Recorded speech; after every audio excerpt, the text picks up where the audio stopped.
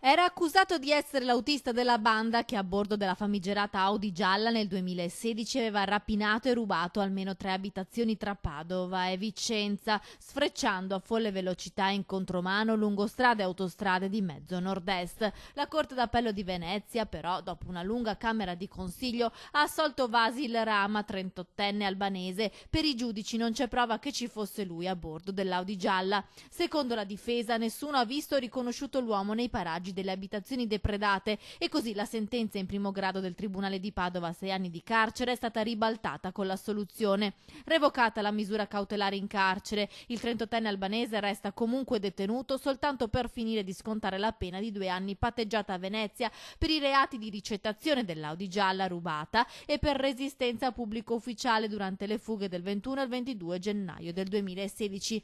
La rapina di cui era accusato invece risale al 16 gennaio del 2016 a Torreglia, nel Padovano, dove ci fu anche un conflitto a fuoco con i carabinieri, poi colpi di Romano di Ezzelino e di Cassola nel Vicentino, a cui seguirono le fughe ad alta velocità tra le province di Venezia e Treviso. L'Audi gialla venne ritrovata poi carbonizzata a fine gennaio in un campo a Donè di Fonte ai confini con il Bassanese.